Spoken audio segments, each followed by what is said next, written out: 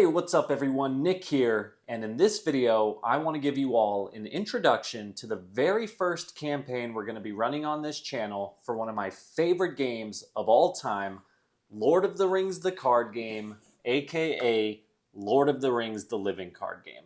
So when it comes to this campaign, there are three things that I want to cover so that once the videos start dropping, you'll have a good understanding of the content that you're going to see.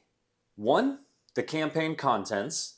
2, the decks, and 3, campaign rules. Campaign contents.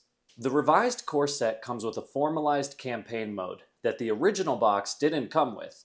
This campaign is officially called Mirkwood Paths, but it's also commonly called the core campaign, for it features all of the scenarios right here in this core box. In Lord of the Rings LCG, a campaign is divided into scenarios, and those scenarios are each divided into quests.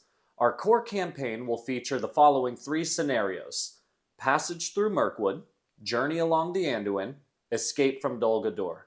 Now, if you take a given scenario, say Passage through Mirkwood, you can break it down further into its quests. For example, this first scenario is going to feature the following quests: Flies and Spiders, A Fork in the Road, and A Chosen Path. So when you're looking at these quests, sometimes they can take anywhere from 20 to 30 minutes. Other times a quest might only take 5 to 10 minutes.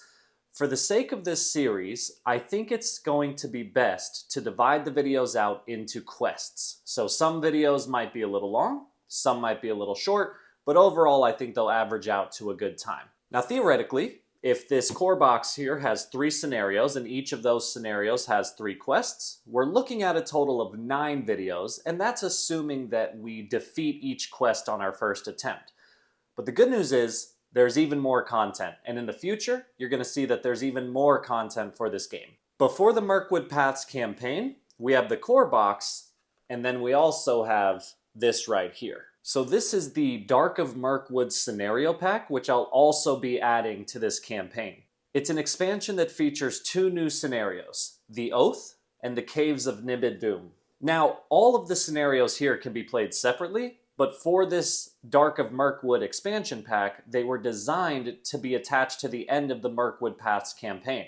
So in total, we're going to have 5 scenarios, each broken down into quest-size videos. The decks. Part of the fun of an LCG comes from deck building, gathering your card pool and building a custom deck to use in play. However, the revised core set includes in the rulebook 2 recommended deck lists that were composed to complement each other, assuming you're playing a 2-player game. Now when I play games like this, I always like to start with the recommended decks so that those can serve as kind of a base, so that in the future, if I ever replay the campaign and build my own custom decks, I have something to compare them to performance-wise.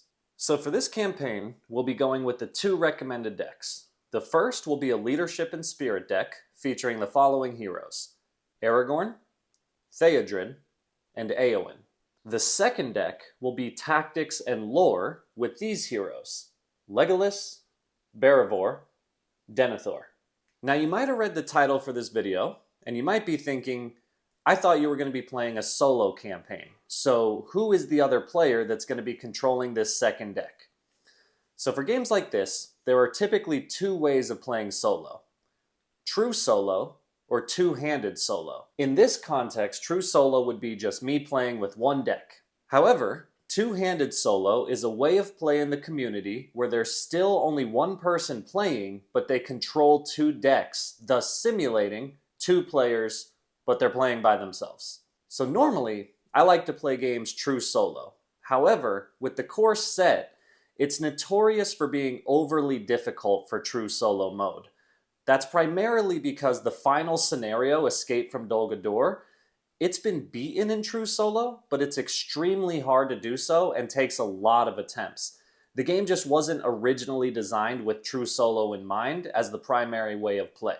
Now, since I only want to use cards for this campaign that are available in the core set, that places a further limit on us, which is only going to add to the difficulty because we're not going to be using cards from any of the future expansion sets, only cards from here. So in short, this is going to be a 2-handed solo campaign featuring the 2 decks that are suggested right here in the rulebook.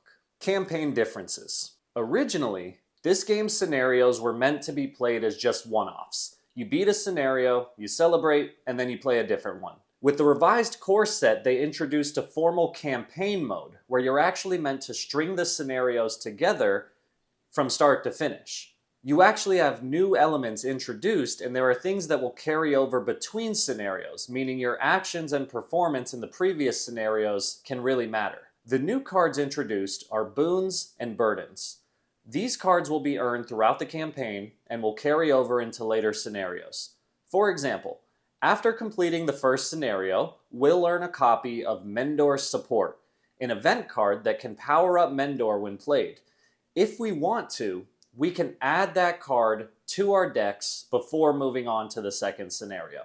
Similarly, based on the first scenario's outcome, we'll also pick up one of two burden cards that must be added to the encounter deck in later scenarios. Finally, the last thing we need to do is talk about heroes. In campaign mode, if you lose a scenario either by having both players reach 50 threat or having all of the heroes die, you just shuffle up and replay it until you win.